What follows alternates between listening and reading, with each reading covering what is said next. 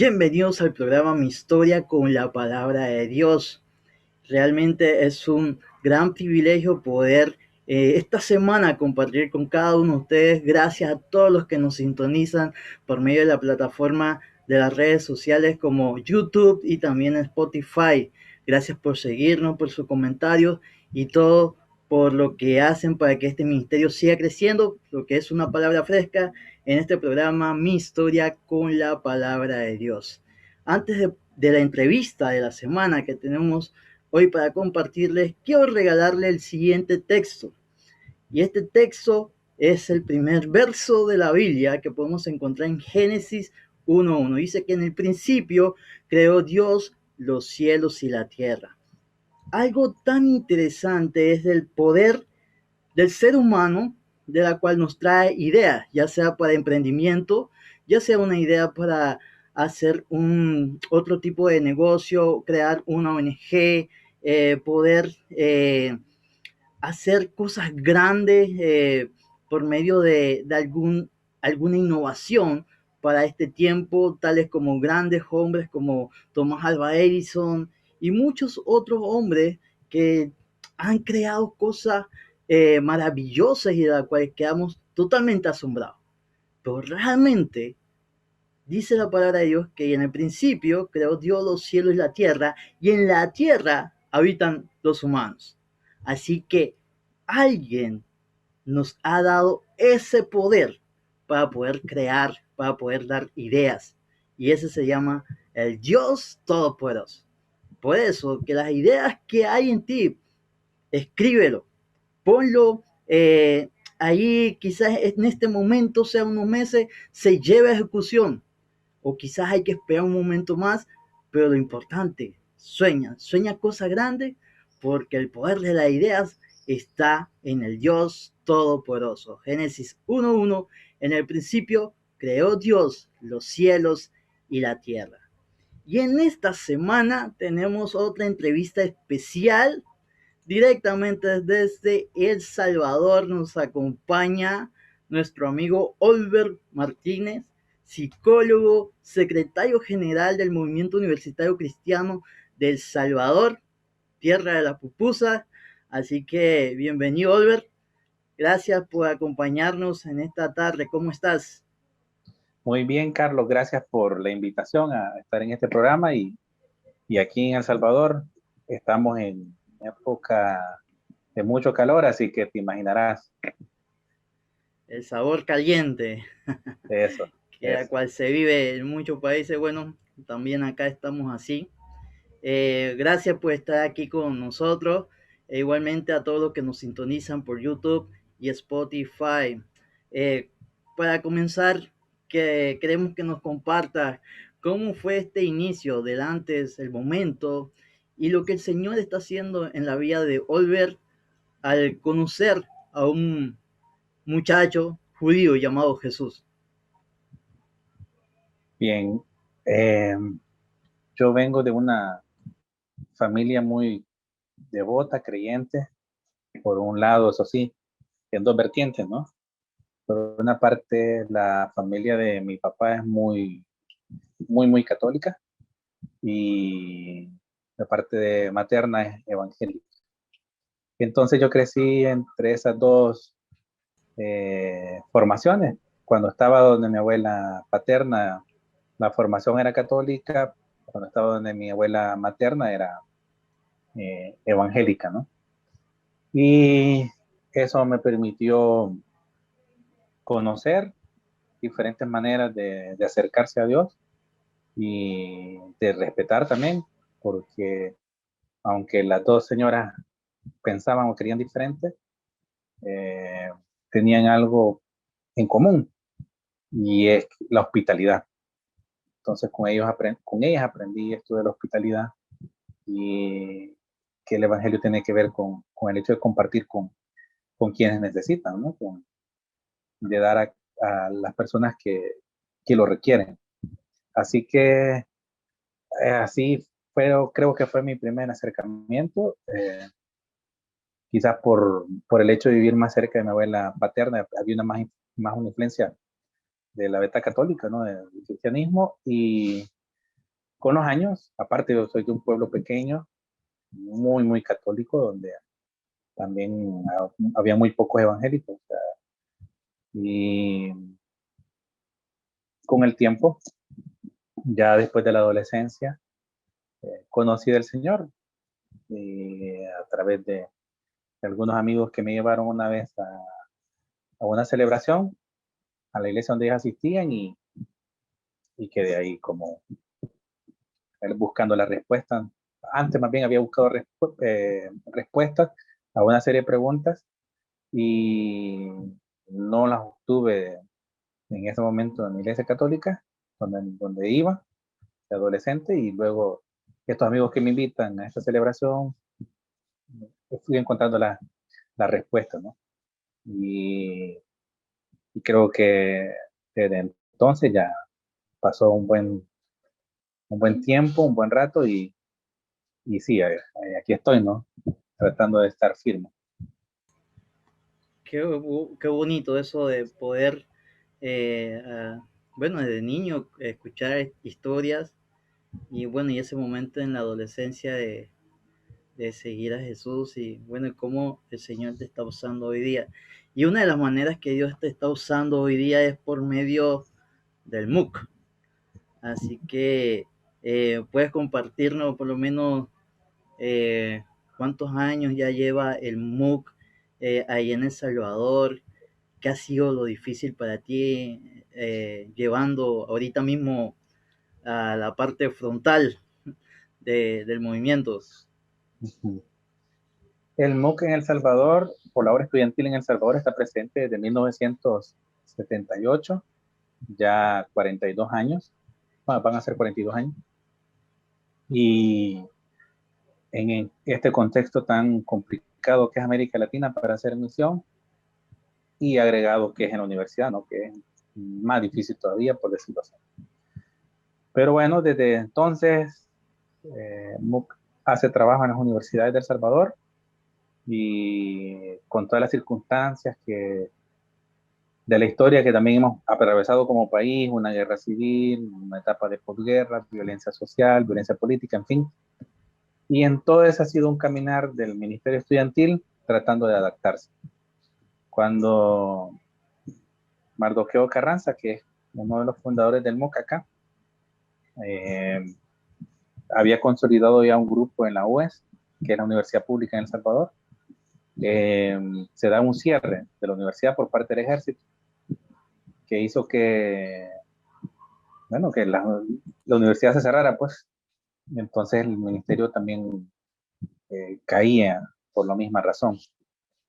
Sin embargo, de ese grupo asumió un papel fuera de la universidad y comenzaron a hacer muchas ayudas humanitarias para la gente que ya estaba siendo desplazada por la guerra. Entonces encontramos ahí, por lo tanto, una beta del Ministerio Estudiantil en El Salvador que tiene que ver con el servicio, ¿no? Que es algo muy marcado dentro del ministerio. Y luego, en el 81, resurge en la Universidad Centroamericana, una universidad privada, jesuita, y ahí resurge el ministerio, y ahí va a tener también, por el mismo contexto de esa universidad, muy crítica de la realidad, pues. El MOOC va a adquirir también un carácter muy crítico, ¿no? De hacer ese contraste siempre de palabra-realidad. Y ahí es otro de los elementos que identifica mucho al Ministerio de El Salvador. Y bueno, ya en los 90 viene como el resurgimiento en otras universidades, o el surgimiento en otras universidades sería la palabra, y también en otras ciudades. Yo soy de la generación de los 2000, cuando, ¿cómo se llama? Se comienzan a abrir grupos en otras ciudades. Yo soy del oriente del Salvador y estudié en San Miguel. Soy de la generación esa, ¿no? De que eh, entre la primera y segunda generación de estudiantes alcanzados por el ministerio, 2004, cuando yo entré a la universidad. Y bueno, también hemos pasado muchas transiciones, muchos cambios, y a esta altura, pues, sí, de 2004 a la fecha, cerca de 18, 17 años involucrados en el ministerio y he pasado todas las etapas, ¿no? De ser estudiante, líder, obrero y ahora sirvo como secretario. Y lo interesante de todo eso es que cada etapa o en cada una de esas etapas siempre estuvo marcada por la presencia de la palabra, ¿no? En la palabra como una centralidad en lo que hacemos. Una anécdota que nos puedas compartir, Oliver, de todo lo que has vivido en tu etapa, ya sea como universitario, para los que nos están escuchando también dentro del movimiento estudiantil, ahí lo que es líder estudiantil, obreros, bueno, y como secretario general también, y lo que es el comité administrativo, pero ¿qué anécdota marcó algo así que impactó tu vida en el MOOC? Lo que pasa es de que es bien difícil lo que me estás preguntando, porque el Ministerio Estudiantil está marcado de muchas anécdotas, muchas, muchas. Y, y bueno, se me hace difícil como quedarme con una.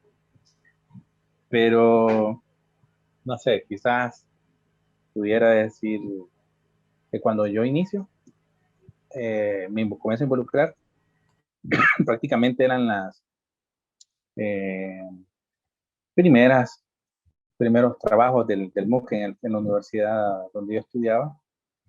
Entonces, había mucha efervescencia, ¿no? Porque era el primer grupo evangélico presente en la universidad, una universidad de posguerra, donde eh, todavía era como raro, era un cristiano, o se miraba raro un cristiano evangélico. Había más aceptación hacia el lado católico, pero los evangélicos eran vistos como raros. Y nosotros hacíamos misión, así, de la manera que íbamos aprendiendo, o de lo que traíamos de nuestras iglesias. Y vos sabrás que muchas veces lo que hemos aprendido en la iglesia, en la universidad, no es tan adaptable, porque es otro contexto, es otra realidad, es otro tipo de personas con quienes se trabaja. Y bueno, nosotros bien entusiasmados y todo, toda nuestra misión. Y yo creo que vi dos cosas ahí que sí me marcaron. Uno fue de que eh, habíamos gente bautista, gente de iglesias pentecostales, y había una rivalidad bien fea, vamos a decirlo, entre ambos, ¿no? Porque ¿qué es mejor, ser pentecostal o ser bautista? Y teníamos discusiones eternas. Y hasta que, bueno, y habían diferentes propuestas de cómo hacer la misión dependiendo de cada perspectiva. Y recuerdo, por ejemplo, alguien decía, no, para evangelizar aquí hay que darle 7 vueltas a la universidad, ¿no? Y entonces poder hacer la misión. Pero para mí era algo irrealizable porque la universidad en San Miguel, donde yo estudiaba, una universidad grandísima, grandísima. O sea, la parte perimetral son kilómetros, porque hay muchas zonas no construidas. Para mí era irrealizable, ¿verdad? Este, y bueno, eh, era así como complicado de realizar. Y eso implicaba más peleas, ¿verdad? Por ver quién tenía la razón, quién era mejor, quién entendía mejor a Dios. A mí me rescató de ese lío el Enfol en el que participé en el 2004. O sea, yo entro en febrero a la universidad, me involucro en el MOOC y en julio estaba yendo a un regional, que así se llamaba en ese entonces. Y entender que la palabra trasciende nuestras diferencias, que la palabra o la misión es más que decir soy pentecostal o soy bautista. Somos cristianos. Y el apellido, el otro, es lo secundario. Eso aprendí en ese momento y me marcó, ¿no? Y cambió también nuestra forma de hacer misión a la universidad. Pero por otra parte también, lo que te mencionaba, estudiar en una universidad donde era primera vez que había un grupo evangélico organizado y, y, y que nos mirábamos, ¿verdad? Nos reuníamos en un área visible, en una grama, en un área verde, y la gente nos pasaba viendo, ¿no? Y un grupo de 30, 40 personas reunidas en círculo, era raro.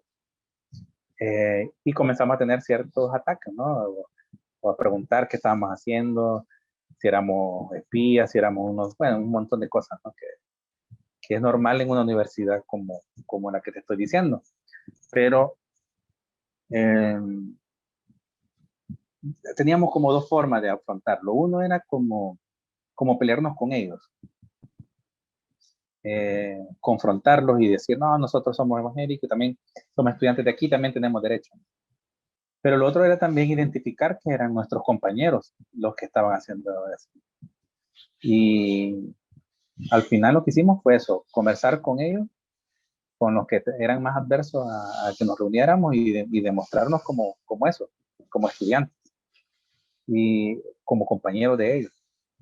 Y luego con el tiempo esa adversidad o esa eh, apatía que ellos tenían, no, ¿cómo sería la palabra? Esa que estaban en contra de que nosotros nos reuniéramos. Pasó, cambió. Y fue entonces cuando ellos comenzaron a, a vernos de otra manera, a vernos como compañeros. Y fue bueno porque nos permitió crecer, avanzar. A día de hoy sigue habiendo grupos ahí y eso llena de mucha alegría, ¿no? De saber de que pudimos tomar el camino de la confrontación y plantarnos por fuerza, pero escogimos el diálogo. Y el diálogo nos permitió no solamente seguir haciendo misión, sino que también crear otros amigos de otro, de gente que era muy difícil ser alcanzada por el Señor. Lo que llaman mucho la rareza del poder ver a distintos jóvenes de distintas, pues sí, como lo que se conoce como denominaciones dentro del ámbito evangélico.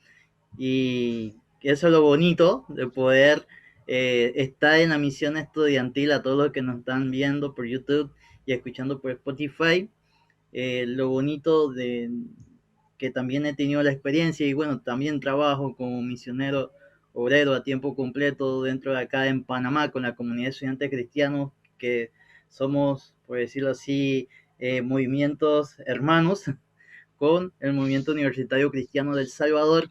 Y una de las preguntas que me hizo un taxista una vez, eh, o me estaba confrontando, ya que él, siendo evangélico, me estaba confrontando, para la final le pude compartir. Usted ve ese grupo de chicos que estaban en una iglesia, usted ve ese grupo de chicos, bueno, ahí está un pentecostal, Asamblea de Dios, cuadrangular, centroamericano, bautista, y con un mismo sentir, que es lo más bonito de esta familia, de la obra, cuando se comparte la palabra de Dios dentro de las universidades. Y qué bueno, y así conocer otros grupos universitarios de la cual nos hace conexiones, ya sea para poder estudiar en la rama de ingeniería o también para poder participar ya sea en la cultura o el deporte dentro de la misma universidad.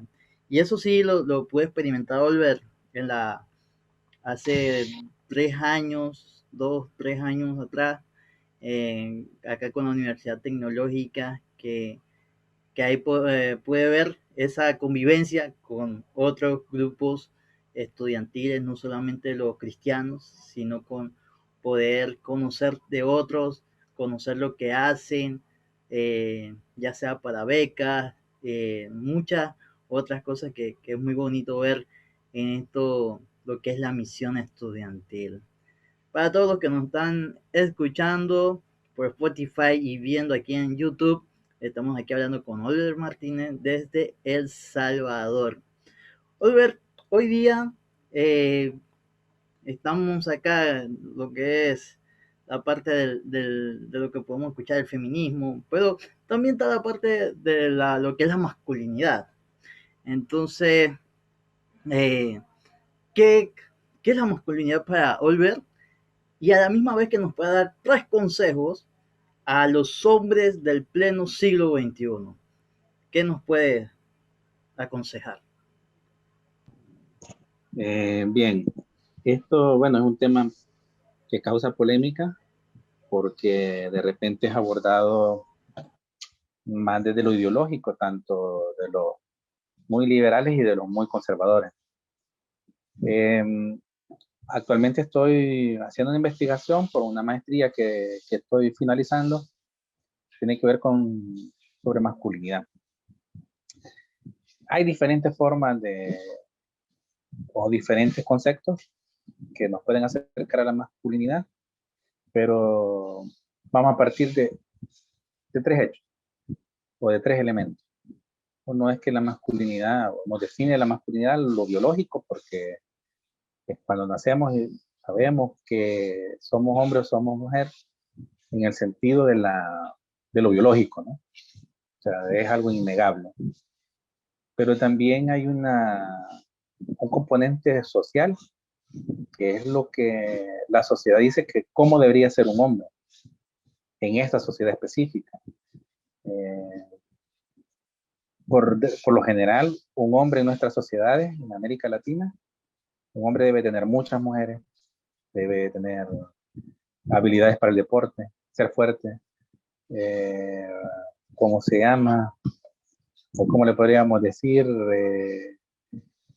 tomar mucho, tener muchas fiestas. Eso es como el patrón social que nos dice que debería ser un hombre. Fuera de eso, no es ser hombre, ¿no? O ser un hombre raro. Entonces, lo social es clave también en la construcción de la masculinidad. Y por otra parte, también lo psicológico, ¿no? Este elemento de las vivencias de niños, vivencias traumáticas pueden ser, que nos van a identificar si somos o cómo vamos a expresar también la masculinidad. Entonces, partiendo de esos 3 elementos, podemos decir que es ahí que se construye la forma en que nosotros vamos a expresar la masculinidad, en lo que entendemos y lo que hacemos por ser hombre. Y, y bueno, eso es lo que podría decir que es la masculinidad. La otra parte de la pregunta era exactamente. La parte que consejo para los hombres del siglo XXI. 3 consejos que nos quieras dar. Es una pregunta, un ítem bien complicado lo que voy a decir, mira, porque lo voy a decir más desde mi contexto ahí, porque es donde conozco. Yo creo que eh, estamos en un momento en el que podemos, punto número 1, hacer un cambio en la forma en que hemos venido expresando la masculinidad. Vivimos en países violentos, con mucha violencia, no solamente la violencia social, sino que la manifestada en la familia. Tenemos nosotros la oportunidad de hacer un cambio que calme o que pare o que evite que la violencia siga creciendo. Y eso se hace desde que yo como hombre decido no seguir eh, repitiendo ciertos modelos de violencia que nosotros hemos aprendido en la familia, en la sociedad. Entonces es una cuestión de que nosotros debemos de asumir y que nosotros debemos de poner de nuestra parte para hacer un paro, un alto en esta generación, para que la siguiente no tengan que seguir repitiendo ese patrón. Otro es de que nosotros por lo general estamos muy, hay un término que se llama masculinidad hegemónica. Estamos muy como enfocados en tratar de seguir ciertos modelos de masculinidades, ¿no? De ciertas figuras, de un futbolista famoso, de un artista famoso. Y si ustedes observan o se detienen un poco a identificarlo, a observarlo, pueden encontrar que estas son personas que van a repetir un patrón, ¿no? Es como, ¿no?, tener muchos lujos, tener muchos viajes, las cosas materiales, nuevamente el tema de mujeres, que es como lo fuerte en eso, ¿no? Y muchos quieren ser como ellos, quieren ser exitosos, quieren ser multimillonarios porque quieren seguir ese patrón. Y no quiero decir que sea malo esforzarse por vivir bien, pero vivir dignamente es lo que Dios quiere también, ¿no? Para todos nosotros. Pero que no nos perdamos siguiendo patrones o siguiendo modelos de masculinidad que más bien nos alejan de la plenitud de vida. Tener riquezas, tener pues como tal, no es sinónimo de plenitud. Más bien dejando esos modelos de masculinidades presentes en la sociedad, pasar más a este modelo de buscar la plenitud, ¿no? Que es lo que el Evangelio quiere para nosotros. Un tercer consejo sería fijarnos en la masculinidad de Jesús. Y es algo que muy poco se habla. Lo siempre dentro de nuestras iglesias evangélicas es como, sí creemos en esto que es 100% Dios, 100% hombre, pero nunca le damos la ponderación similar al 100% hombre. Siendo hombre, igual entendiendo a Jesús en su humanidad y en la expresión de su masculinidad, es interesante porque él va a romper muchos esquemas de las de masculinidades expresadas en su tiempo. El hecho de que un hombre no podía conversar con una mujer, él se detiene a hablar con una mujer. El hecho del respeto que hay hacia las mujeres, incorporar mujeres en su ministerio, de tener amigas mujeres, Marta María, por ejemplo, que rompen esos esquemas de conversar con esta mujer samaritana, que con una muy mala reputación, pero él viéndola a ella no como un objeto, no como no yendo de golpe por su pasado, por su presente, por la forma en que estaba llevando su vida, sino que hace un abordaje, un acercamiento de ella, viéndola como persona. Volver a esa masculinidad de un Jesús que reta las normas sociales de su época, en el trato con las mujeres y en el trato con otros hombres también. O sea, de expresar cariño, de expresar afecto, de compartir la mesa, de servir. O sea, este hecho de servir, por ejemplo, que era en el tiempo bíblico, tiempo de Jesús, era destinado a mujeres nada más, y Jesús sirviendo, ¿no? La mesa, Jesús lavando los pies, o sea, que son labores que no eran de un hombre. Entonces, volver a esa masculinidad, que Él sea nuestro modelo, creo que sería uno de las recomendaciones que daría a los hombres, Carlos. Qué consejos tan asombrosos. Pues el poder ver de que el hecho de esta forma del hombre, de que el ser violento, el ser más macho, eso no realmente no va con uno. Pero qué triste de que está esa forma de pensar.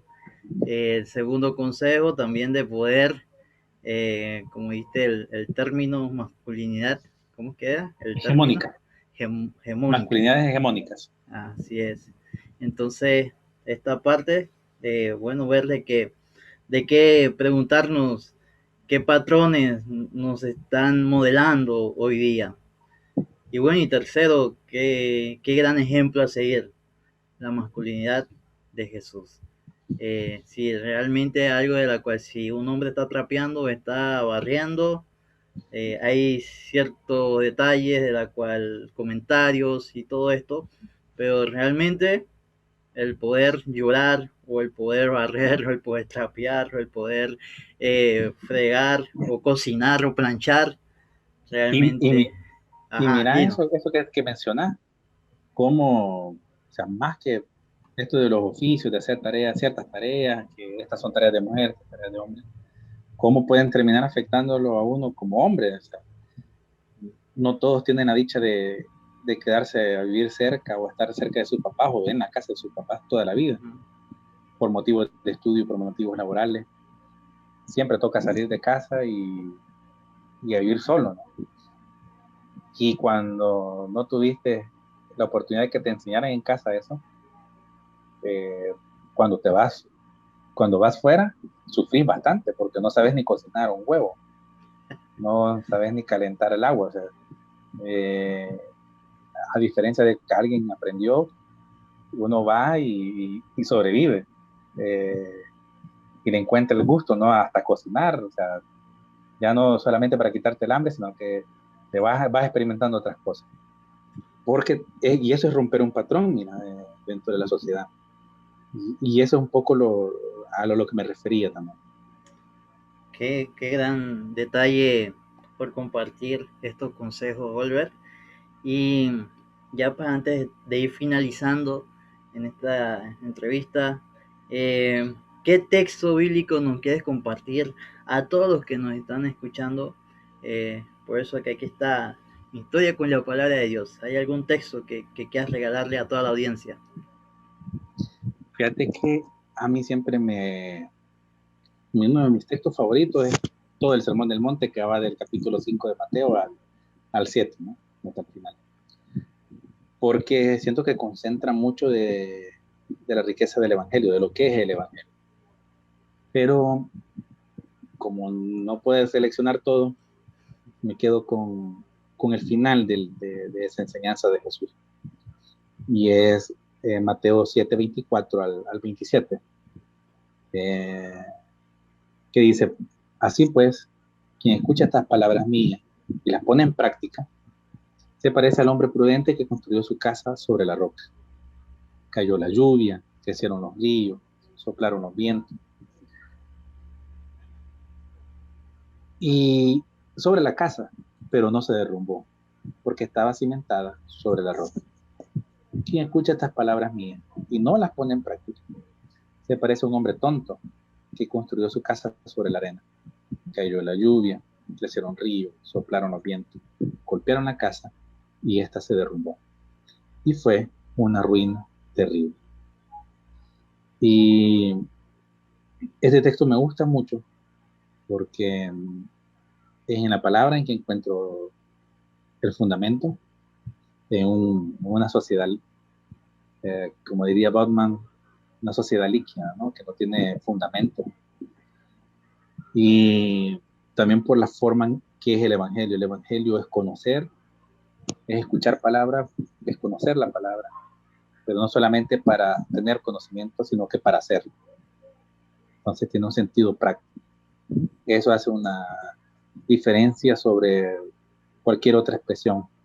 Y eso es lo que siempre me ha gustado de este texto, que nos llama a conocer, pero conocer para hacer. Gracias por compartir este texto. Y amigo, tú que nos estás viendo y escuchando, eh, puedes preguntarte qué fundamento está en tu vida, en esa vida interior, qué es lo que está sucediendo, qué es lo que estás buscando, eh, qué patrones estás siguiendo hoy día. Eh, Muchas preguntas de las cuales puedes ver de las que hay en medio de tu vida, en medio de tu contexto. Y hoy, en este día, queremos compartirte y darte la mejor noticia, que lo mejor o la mejor decisión está en seguir a Jesús. Uno tiene que decidir con quién casarse, otro tiene que decidirse qué va a estudiar. Cada día tenemos que tomar decisiones, si nos vamos a levantar temprano o quedamos un poco más en la cama. Pero hay una decisión muy importante y es seguir a Jesús o no seguirle. Es una decisión personal que puedes tomar. Y si aún no tienes una relación con Jesús, puedes decirle las siguientes palabras ahí en tu intimidad con Dios y dile, Señor Jesús, perdona mis pecados, que de ahora en adelante pueda ser una persona de bien para la sociedad con los valores tuyos, porque tú, Señor Dios, he entendido de que eres el mejor. Ayúdame a conocerte, Padre Santo, y que de ahora en adelante podamos disfrutar una amistad más genuina y sincera. En el nombre de Jesús, amén. Así que si tú le has dicho estas palabras, dale, cuéntale a algún amigo que dice creer en Cristo Jesús para que puedan seguir adelante. Incluso más adelante vas a ver una placa donde puedes compartir también, escribirme en las redes sociales o en el correo electrónico y puedes compartir si has tomado esta decisión importante en medio de tu vida para así seguir orando por ti. Oliver, ya para estar finalizando, ¿cómo podemos seguir al MOOC?